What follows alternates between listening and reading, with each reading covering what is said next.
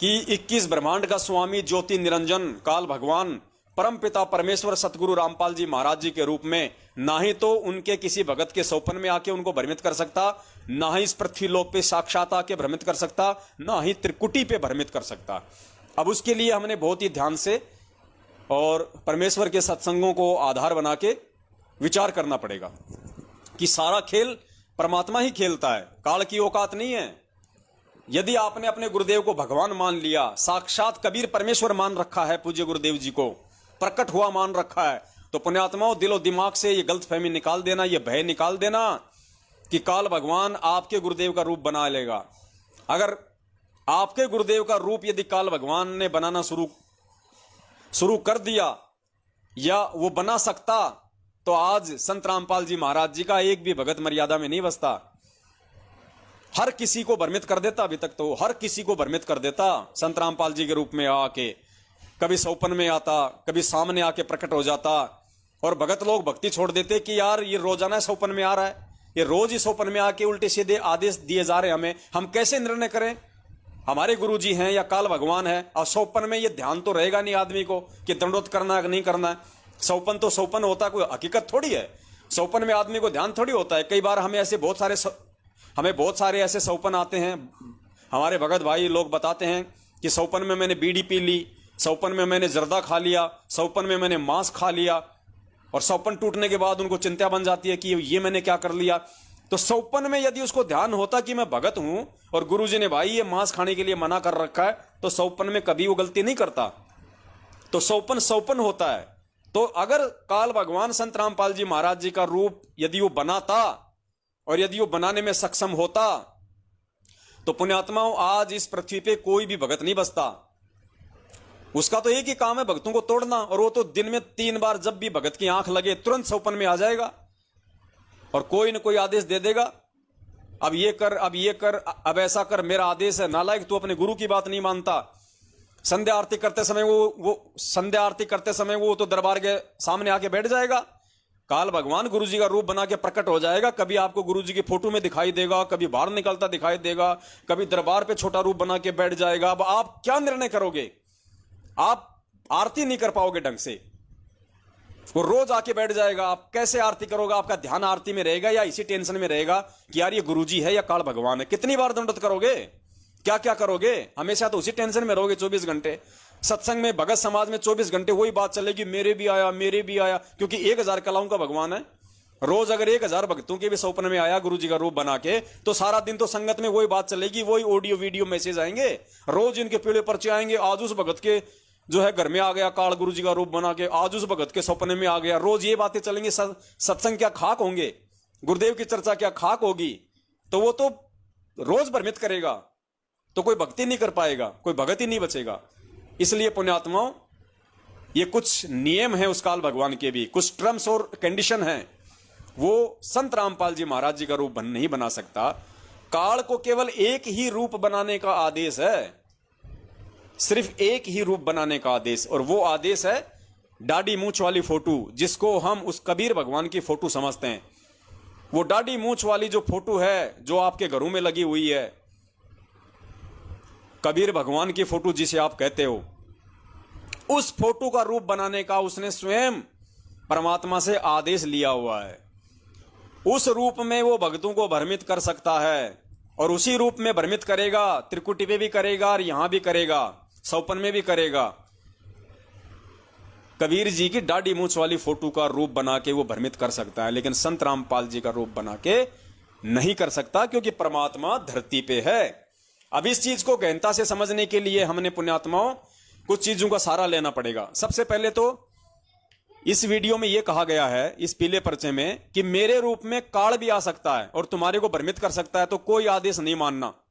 अब पुण्यात्माओं, मुझे एक बात बताओ, आप साधना टीवी पे जितने भी सत्संग सुनते हो, 90% सत्संग में, इंटरव्यू में जो भगत ये कहते हैं कि गुरुजी मेरे सौपन में आए और मुझे सतलोक लेके गए, जिसमें आपने बहुत सारे इंटरव्यू सुने होंगे। आपने एक कोयल भारती का सुना होगा, आपने एक उर्वशी साहू है छत्तीसगढ़ की, आपने उसका इंटरव्यू सुना होगा, आपने बहुत इंटरव्यू सुने होंगे, दास के पास में है। लेकिन क्योंकि ये तो आप सब ने सुन रखे होंगे, यदि आप भक्तों के अनुभव देखते हैं टीवी चैनलों पे, अपने सत्संगों में, तो साधना टीवी पे जो इंटरव्यू आता है उसमें आपने खूब सुन रखे होंगे, बहुत सारे भक्तों ने बोल रखा है कि गुरुजी मेरे सपन में आए, गुरुजी मुझे सतलोक लेके गए, गुरुजी ने मुझे काल भगवान दिखाया, गुरुजी ने मुझे तपतशिला दिखाई, गुरुजी फिर मुझे सतलोक ले गए, गुरुजी ने फिर मुझे सेव खिलाया, फिर गुरुजी ने मुझे वापस छोड़ा। तो पुण्यात्माओं, इस पीले पर्चे के अनुसार यदि सौपन में दिए गए किसी भी आदेश को फॉलो करने का आदेश नहीं है और सौपन में काल भी आ सकता है, तो फिर बताओ उन भक्तों के इंटरव्यू टीवी पे क्यों चलाए जाते हैं जो ये कहते हैं कि गुरुजी मेरे सौपन में आए और मुझे सतलोक ले गए। अब क्या पता वो काल ले गया था या गुरुजी ले गए थे, बताइए। फिर उन आदेशों को क्यों फॉलो किया जा रहा है? उन इंटरव्यू को ये मैनेजमेंट वाले टीवी चैनलों पे क्यों चलाते हैं जब ये कंफर्म ही नहीं है कि उस आत्मा के सौपन में संत रामपाल जी आए या फिर काल भगवान आया और ये कहा कि चल बेटी तुझे मैं ऊपर के ब्रह्मांड दिखा के लाता हूं। तो वो आदेश ही तो था। गुरुजी ने कब कहा, गुरुजी ने कब किस आत्मा को कहा 27 साल होगी कि चल मैं तुझे सतलोक दिखा के लाता हूं, चल मैं तुझे ब्रह्मांड दिखा के लाता हूं? कहा कभी किसी आत्मा को? तो सौपन में ये बात कही जा रही है कि चल बेटा तुझे सतलोक दिखा के लाता हूं। तो उन इंटरव्यू को ये मैनेजमेंट वाले क्यों चलाते हैं फिर, बताइए। इस पीले पर्चे के अनुसार यदि सौपन में किसी आदेश को फॉलो नहीं करना है, क्योंकि गुरुजी के रूप में काल भी आ सकता है, तो फिर उन आत्माओं को फिर क्या काल नहीं ले गया होगा गुरुजी का रूप बना के अपने नकली सतलोक में? तो पुण्यात्माओं, इन पीले पर्चों में क्या लिखा जाता है क्या नहीं लिखा जाता है, हमने उन बातों का केवल ज्ञान आधार से निष्कर्ष निकालना है।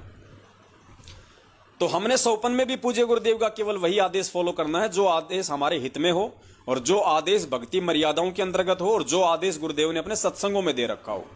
थोड़ा सा सुना देता हूं आपको आइडिया लगेगा कि किस प्रकार से हमने उन आदेशों को फॉलो करना है और किस प्रकार से पीले पर्चे में ये बात 100% ये गलत साबित हो जाती है कि मेरे रूप में काल भगवान भी आ सकता है। अगर सौपन में काल भगवान आ सकता है तो ये कोयल भारती आपको जो अपना इंटरव्यू सुनाएगी तो 100% फिर कोयल भारती के सौपन में भी काल आया था। सुनिए ध्यान से।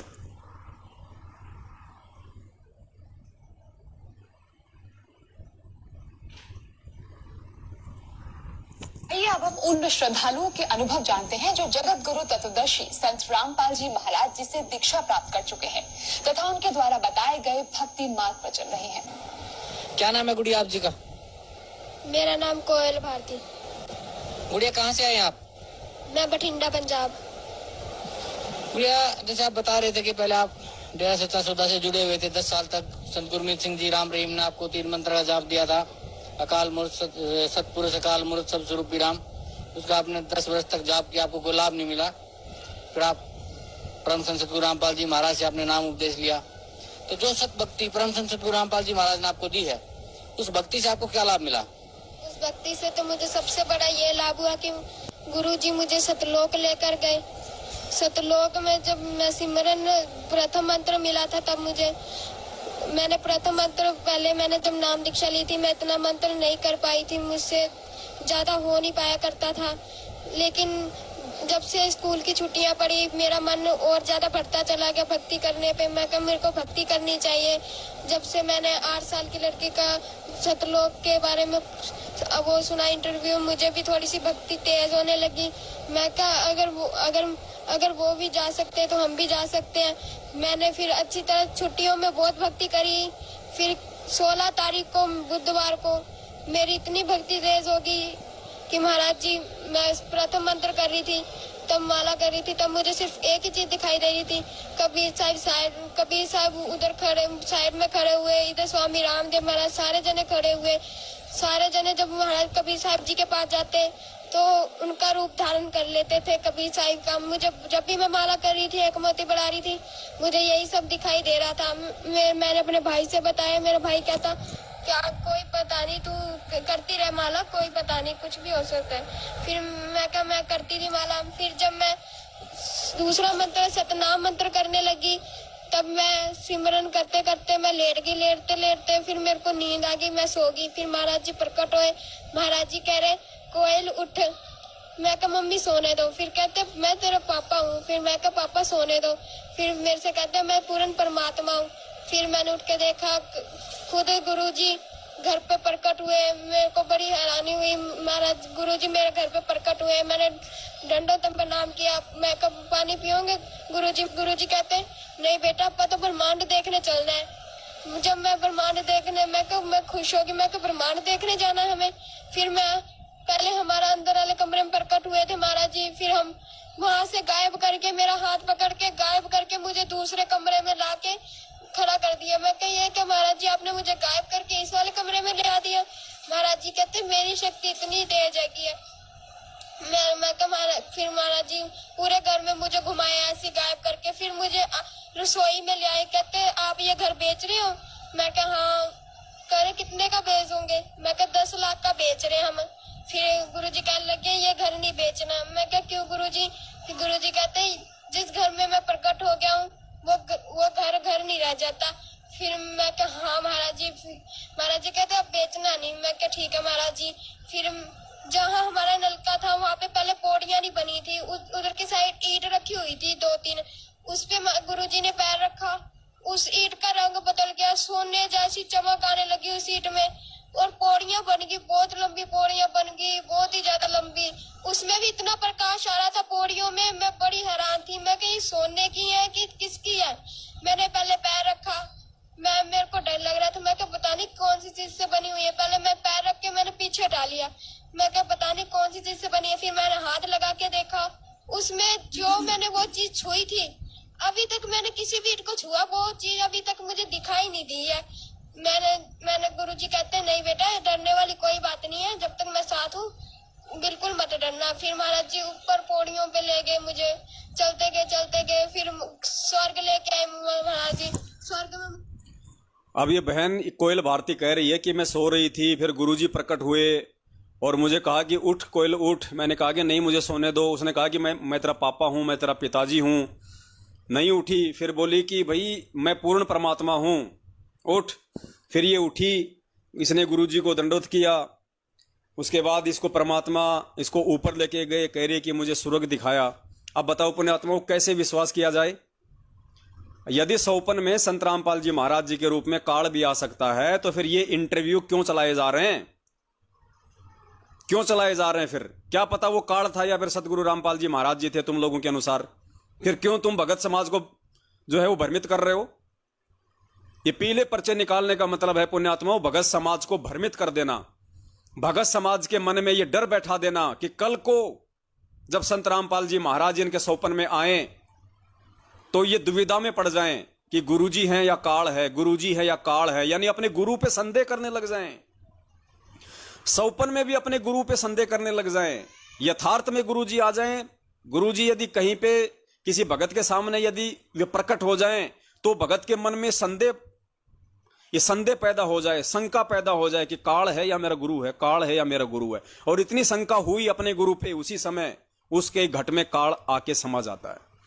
बस इतनी सी जगह चाहिए काल भगवान को, जो अपने भगवान के विषय में, अपने गुरु के विषय में, अपने बाप के विषय में जिसके मन में यह शंका आ गई जरा भी कि सामने जो खड़ा है यह मेरा गुरु है या काल है, बस पुण्यात्माओं इतना ही चाहिए काल भगवान को मर्यादाओं से नीचे गिराने के लिए। और ये पीला पर्चा पढ़ने के बाद जब किसी भगत को कोई सौपन आएगा, सौपन में गुरुजी आएंगे, क्योंकि पुण्यात्माओं हम गुरुजी के सत्संग सुनेंगे, हम गुरुजी की महिमा का यदि हम गुणगान करेंगे, हम किसी भगत से बात करेंगे, हम अपने परमात्मा की बात करेंगे, तो सौपन में कौन आएगा? गुरुजी आएंगे। अब गुरुजी सौपन में आए तो उस सौपन में परमेश्वर के दर्शनों का आनंद लेने के बजाय काल चाहता है कि हमारे मन में यह शंका हो जाए कि यह काल है या गुरु है, काल है या गुरु है, संत रामपाल जी महाराज है या काल भगवान है। इसी दुविधा में पड़ा रहे। अब बताइए पुण्यात्माओं, सौपन में जब गुरुजी आदेश देंगे, सौपन में जब गुरुजी आपको आशीर्वाद दें, आपके सिर पे हाथ रखें, तो बताइए आप तो मन में ये शंका लेके बैठे रहेंगे यार ये आदेश मुझे काल, ये आशीर्वाद मुझे काल दे रहा है या गुरुजी दे रहे? आपको कहीं का नहीं छोड़ेंगे ये लोग मैनेजमेंट वाले, इस तरह के पीले पर्चे निकाल के। ये काल भगवान का षड्यंत्र है आप लोगों के मन में शंका पैदा करने का। तो पुण्यात्माओं, काल भगवान ज्योति निरंजन भले 21 ब्रह्मांड का स्वामी है, भले उसने ब्रह्मा विष्णु महेश की पुंगी बजा रखी है, लेकिन धरती पे जो परम शक्ति है, पूर्ण परमात्मा प्रकट है संत रामपाल जी भगवान, उनके रूप में आने की उसकी औकात नहीं, उसकी हिम्मत नहीं है। आगे आपको मालूम पड़ेगा। ये इंटरव्यू आपने कोयल भारती का बहुत बार आपने सुन लिया होगा, इसलिए दास आपको नहीं सुनाएगा आगे, क्योंकि फिर हमारे पास में समय नहीं बचेगा। बहुत सारी वीडियो हैं जो आप लोगों को दिखाने हैं। अब हम आगे चलते हैं पुण्यात्माओं। कोयल भारती,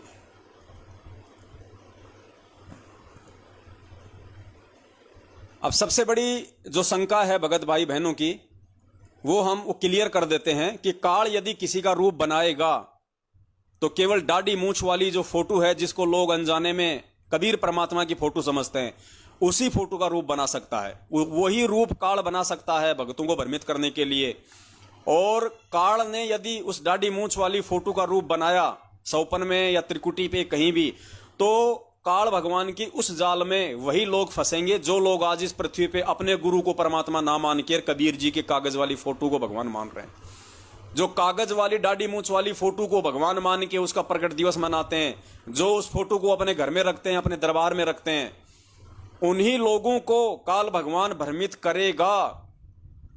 क्योंकि आपकी आस्था पूर्णतया अपने गुरुदेव पे नहीं है, आपका समर्पण भाव पूर्णतया आपके गुरुदेव में नहीं है। यदि आपके घर में दाढ़ी मूंछ वाली फोटो आप रखते हैं तो इससे जाहिर है कि आपकी आस्था कहीं न कहीं 650 साल पहले वाले उस दाढ़ी मूंछ वाले रूप में है। और परमात्मा कहते हैं गुरु गोविंद दो नहीं भाई, दो समझे वो दोजक में जाई, वो नरक में जाएगा। तो पूर्णतया हमने अनन्य भक्ति करनी है। गीता जी के अनुसार अनन्य भक्ति, आत्मा का एक पति होता है, दो नहीं होते। आज हमने उस फोटो पे आश्रित नहीं होना बिल्कुल 1% भी। वो फोटो हमारे किसी काम की नहीं है। मूर्ख से मूर्ख व्यक्ति जानता है, यदि किसी पागल व्यक्ति को भी भूख लगी हो और उसके सामने एक आम रख दिया जाए और एक आम की फोटो रख दी जाए, पागल व्यक्ति भी अपनी भूख शांत करने के लिए आम खाएगा, आम की फोटो नहीं खाएगा। और हमें परमेश्वर ने आके दे दिया तत्व ज्ञान, और उसके बाद हम उस जिंदा कबीर संत रामपाल जी भगवान को भगवान ना मान के, उनका प्रगट दिवस ना मना के, उनको ना पूज के, एक कागज की फोटो को भगवान मान के हम उसको पूज रहे हैं, उसको अपने दरबार में रख रहे हैं, उसको हम भगवान का जो है दर्जा दे रहे हैं। इससे बड़ी मूर्खता और क्या हो सकती है। तो काल अगर उस रूप में आके नहीं ठगेगा तो और क्या करेगा। क्योंकि काल भगवान ने दाढ़ी मूंछ वाला रूप बनाने का आदेश लिया हुआ है, इसलिए वो ठगेगा। सुनिए परमात्मा के मुख कमल से, जब परमात्मा प्रथम सतयुग में अपने पुत्र जोगजीत का रूप बना के, अपने पुत्र जोगजीत का रूप बना के जब इस पृथ्वी पे आए और काल भगवान की और परमात्मा की जोगजीत रूप में जो वार्ता हुई, तो काल भगवान ने काफी एग्रीमेंट किया था उनके साथ में, काफी उनसे वरदान लिए थे। एक वरदान उस समय काल भगवान ने ये भी ले लिया था कि हे परमात्मा मुझे वरदान दो कि मैं ये आपका रूप बना सकूं। यानी जोगजीत का जो रूप है, ये दाढ़ी मूंछ वाली फोटो है, जोगजीत जी का रूप है, जिस रूप में परमात्मा चारों युगों में आए। सतयुग में सत्सुक्त रूप में परमात्मा इसी रूप में आए, त्रेता में मुनिंद्र रूप में परमात्मा इसी दाढ़ी मूंछ वाले रूप में आए, द्वापर में करुणामय रूप में परमात्मा इसी रूप में आए, और 650 साल पहले कलयुग में परमात्मा इसी दाढ़ी मूंछ वाले रूप में आए। और उसी रूप को काल भगवान ने वरदान के रूप में मांग रखा है कि मुझे वरदान दो कि ये आपका दाढ़ी मूंछ वाला रूप मैं भी धारण कर सकूं। तो परमेश्वर ने इसको कह दिया था कि जा तुझे वरदान दे दिया, ये दाढ़ी मूंछ वाला रूप तू धारण कर सकता है। तो पुण्यात्मा वो इसी रूप में भ्रमित करेगा, क्योंकि काल को मालूम था कि जोगजीत नीचे जाएगा और आत्माओं का ये गुरु बनेगा, उनको ज्ञान देगा। तो उन आत्माओं को मैं जोगजीत का रूप बना के, ये दाढ़ी मूंछ वाला रूप बना के मैं उनको भ्रमित कर दूंगा, और वो आत्माएं वो संशय में पड़ी रहेंगी, वो समझ ही नहीं पाएंगे कि हमें आदेश हमारे गुरुजी ने दिया है या काल भगवान ने गुरुजी के रूप में आके दिया है। तो केवल जोगजीत वाला रूप काल भगवान ने मांगा हुआ है, दाढ़ी मूंछ वाला। सुन लीजिए सत्संग परमात्मा के मुख कमल से।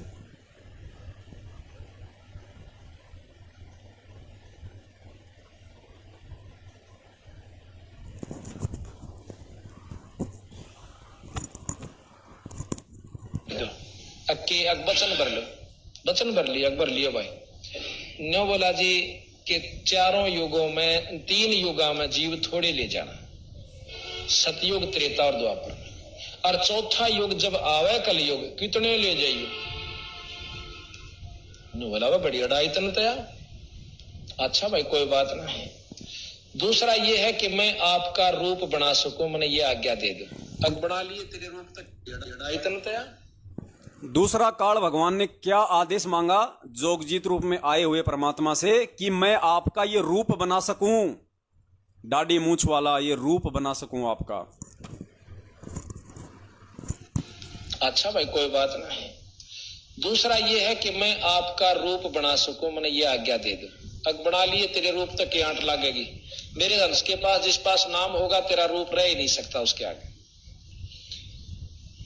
तो फिर और एक और कहा कि आप जब जाओ ना मृत मंडल में एक जगन्नाथ के मंदिर को बनवाइयो, क्योंकि वो काल समुद्र नहीं बन देगा, मेरा अंश कृष्ण रूप में जाएगा, कृष्ण बौद्ध रूप में, और अपना मंदिर बनवाओगा पर समुद्र नहीं बन देगा। बनवा दूंगा भाई। फिर कहते हैं कि त्रेता युग में समुद्र पर पुल बंधवाइयो। तो आपने सुना परमपिता परमेश्वर संत रामपाल जी महाराज जी के मुख कमल से कि काल भगवान ने दाढ़ी मूंछ वाला जो रूप है वो धारण करने का वरदान मांगा हुआ है। तो काल यदि भ्रमित किसी को वो करेगा तो कौन से रूप में करेगा? दाढ़ी मूंछ वाले रूप में करेगा। अब वर्तमान की कलयुग की पिछली पीढ़ी में वो परमात्मा इसीलिए तो दाढ़ी मूंछ लगा के नहीं आया। इसीलिए तो आज परमपिता परमेश्वर संत रामपाल जी महाराज जी ने दाढ़ी मूंछ नहीं रखी, क्योंकि दाढ़ी मूंछ वाला रूप यदि आज गुरुजी का होता तो गुरुजी की भी आज सफेद दाढ़ी मूंछ होती लंबी लंबी, और गुरुजी के जब दाढ़ी मूंछ पूरी हो जाती तो पुण्यात्माओं सेम टू सेम ये वही जोगजीत वाला रूप है, वही जोगजीत वाला रूप बन जाएगा। आप गुरुजी को किसी कंप्यूटर से दाढ़ी मूंछ लगा के वो टोपी लगा के देख लेना, सेम टू सेम वही रूप बन जाएगा जो आप ये दाढ़ी मूंछ वाला है कबीर जी की फोटो में देखते हैं। तो मालिक को पता था कि अगर मैंने कलयुग की पिछली पीढ़ी में यदि अपना गेटअप चेंज नहीं किया तो काल भगवान मेरी उन आत्माओं को दिन में 10 बार आके भ्रमित करेगा, बार बार मेरा रूप बनाएगा दाढ़ी मूंछ वाला। क्योंकि पुण्यात्माओं ये जो फोटो है जो कबीर साहब की जो हम मानते हैं ये दाढ़ी मूंछ वाली, ये तो लोगों ने बनाते बनाते अब लोगों ने इसको इतना सुंदर सा बना दिया, जबकि ये वास्तविक रूप नहीं है परमात्मा का। 650 साल पहले भी परमात्मा जिस रूप में आए थे वो दाढ़ी मूंछ वाला भी रूप नहीं है। ये तो लोगों की सोच है कि ऐसे थे भगवान 650 साल पहले, ऐसे थे कबीर भगवान। ये असली फोटो नहीं है परमात्मा की 650 साल पहले वाली भी जिसको तुम पूज रहे हो। गुरुजी ने अपने सत्संग में स्पष्ट रूप से बोल रखा है कि पुण्यात्माओं ये तो इमेजिन है, ये काल्पनिक फोटो है, ये कबीर जी की असली फोटो नहीं है। वो तो ना जाने कितने रूप बना के आ जाते हैं वो परमात्मा। सुनिए परमात्मा के मुख कमल से। दास थोड़ा फास्ट चलेगा क्योंकि इतना समय नहीं है आज, आप जी समझने का प्रयास कीजिए।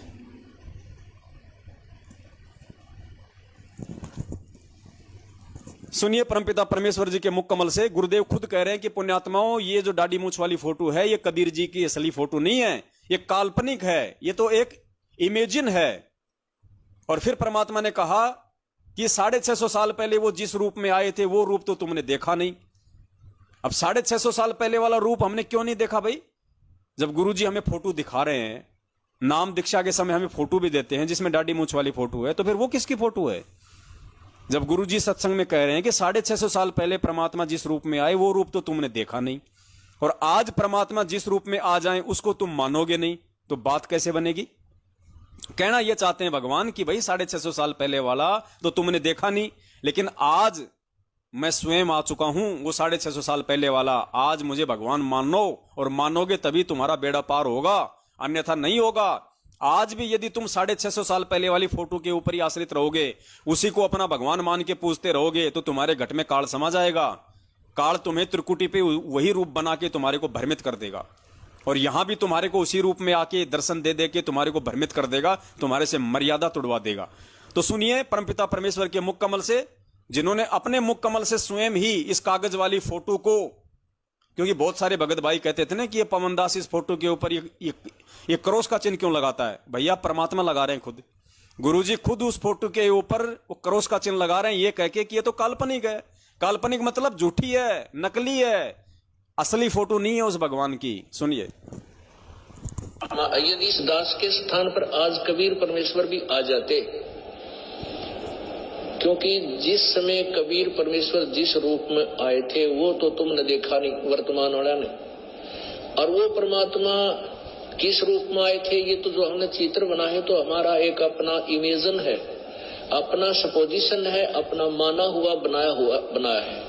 लेकिन वो परमात्मा अब आ जाए तो जिस रूप में वो पहले आया था वो तो तुमने देखा नहीं, और ईब जिसमें आया उसने तो मानो को नहीं। तो स्पष्ट कर दिया गुरुजी ने इस सत्संग में कि जो फोटो तुम देखते हो दाढ़ी मूंछ वाली, वो तो अपना एक इमेजिन है, अपना एक सपोजिशन है, वो तो एक माना हुआ है, कल्पना है, एक असली फोटो नहीं है। एक और सत्संग सुन लीजिए परमात्मा का, जिसमें परमात्मा स्पष्ट कह रहे हैं कि प्रभु का ऐसा चित्र नहीं है जो तुम देख रहे हो।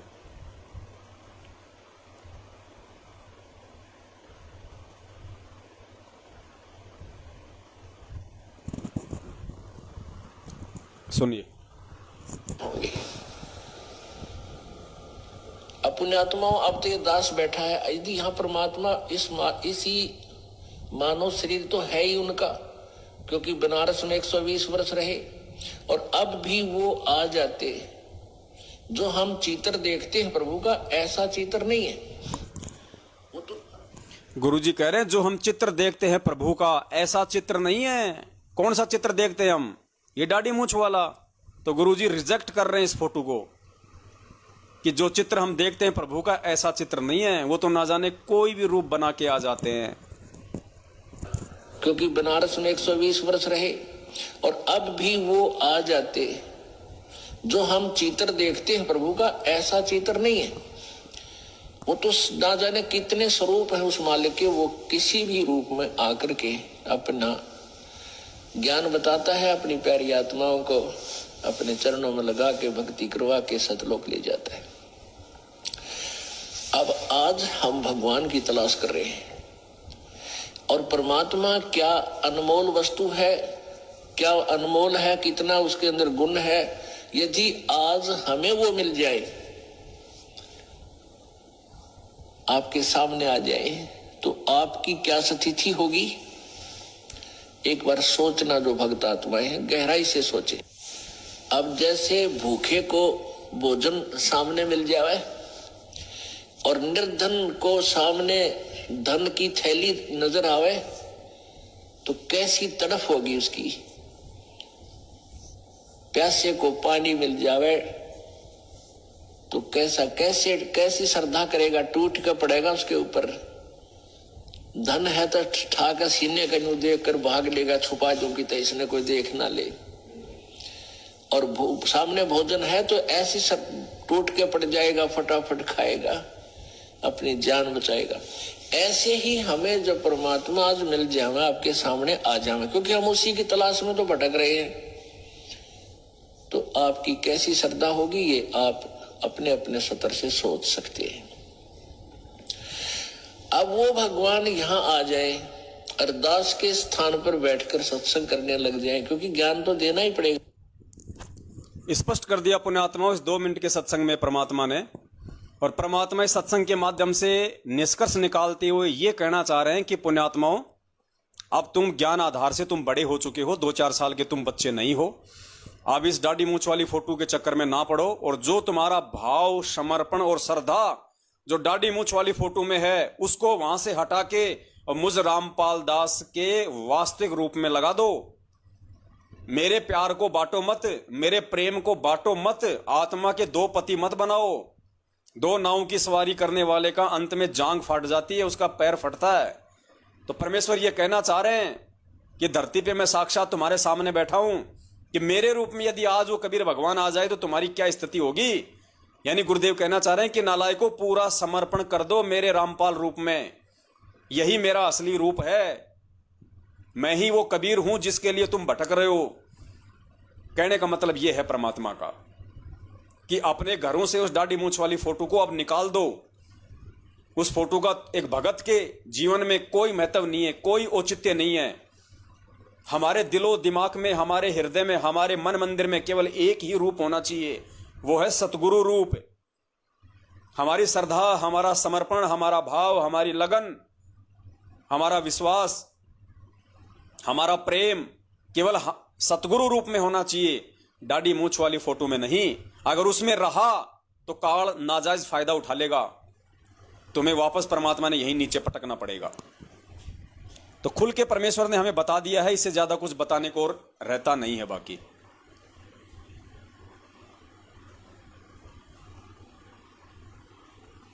उसके बाद वो परमात्मा,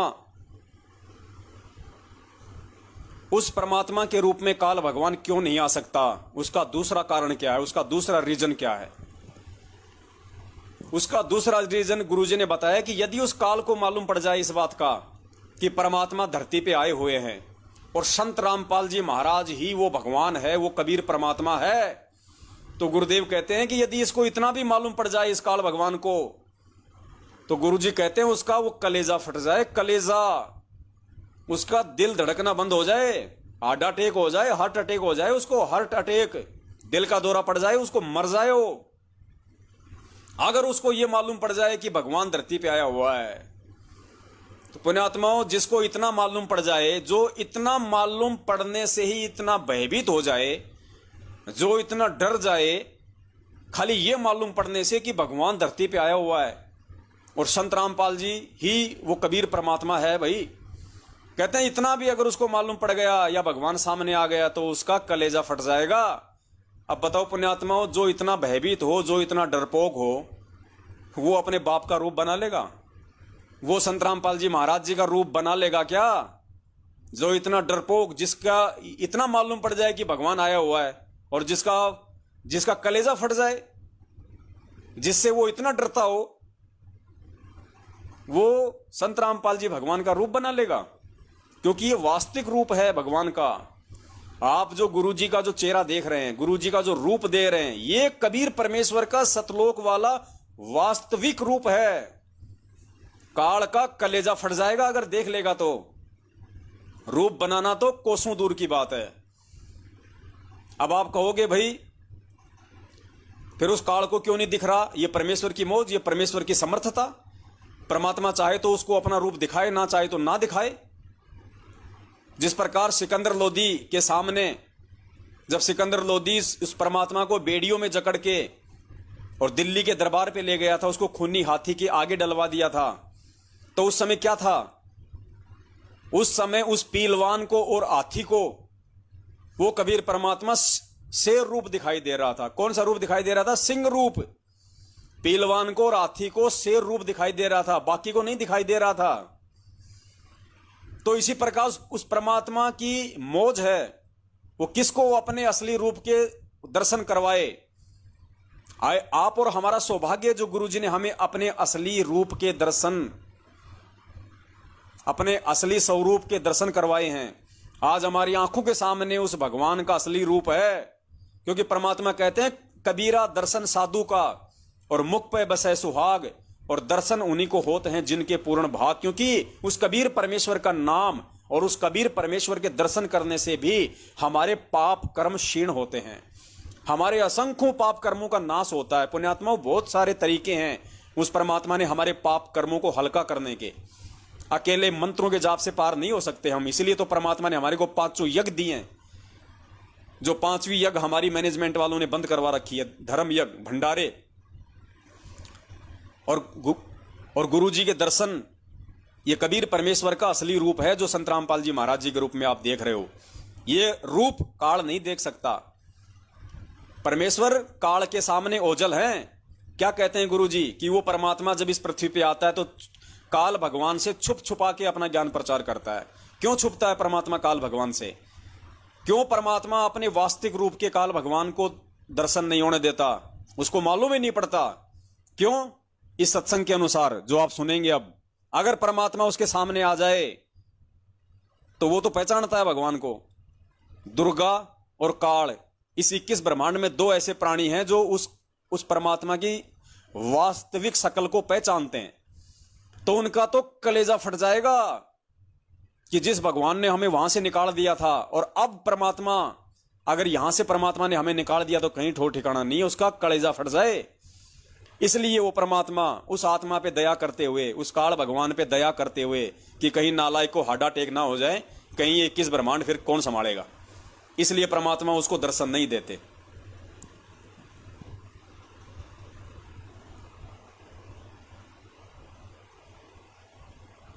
सुनिए परमात्मा के मुख कमल से परमात्मा दर्शन क्यों नहीं देते, परमात्मा उसको अपने वास्तविक रूप की जानकारी क्यों नहीं देते। इस काल के न्योना जचरी के कब परमात्मा भी आते हैं यहाँ पे, यो पहचान ना पाता उसको। तो अगर इसने नो पता लग जा भगवान आ रहे हैं, जिसका कलजा फट जा, हार्ट अटैक हो जा। इसलिए परमात्मा एक सिंपल रूप में ऐसे रहते हैं, किसी का भी ना जसदेव भगवान होंगे, इस रूप में वो प्रभु आ जाते हैं। अब देखो खुद गुरु जी कह रहे हैं कि इस काल भगवान की यूं नाजस्ती कि वो परमात्मा भी यहाँ पे आता होगा, क्योंकि जोगजित रूप में आए थे परमात्मा सबसे पहले इस 21 ब्रह्मांड में। और काल को ये अच्छे से मालूम है कि वो भगवान मेरे जैसे दुष्ट के लोक में नहीं आएगा। वो परमात्मा तो मेरी शकल भी नहीं देखना चाहेगा, जो मैंने कुकर्म वहां पे सतलोक में किया था उसके बाद उसको पता है कि वो परमात्मा नहीं आएगा। लेकिन आया कौन था धरती पे? परमात्मा ही आया था स्वयं अपने पुत्र जोगजीत के रूप में, लेकिन अपने पुत्र का रूप बना के आया जोगजीत का। और काल को पता था कि इसी रूप में परमात्मा ज्ञान प्रचार करेगा, तो वही रूप उसने मांग लिया। उसने सोचा कि ये जोगजीत है और जोगजीत को ही परमात्मा ने भेजा है, तो ये जोगजीत वाला ही रूप क्यों ना मांग लो, ताकि मैं इनके भक्तों को जा जाके जोगजीत वाला रूप बना के दाढ़ी मूंछ वाला मैं भ्रमित करता रहूंगा। तो अब पिछली पीढ़ी में परमात्मा ने वो जोगजीत वाला रूप नहीं बनाया, परमात्मा ने अपना वास्तविक ही रूप बनाया हुआ है, ताकि मेरे भगत मेरे इस रूप के जब वो दर्शन करेंगे। हम नित्य नियम में क्या पढ़ते हैं पुण्यात्माओं?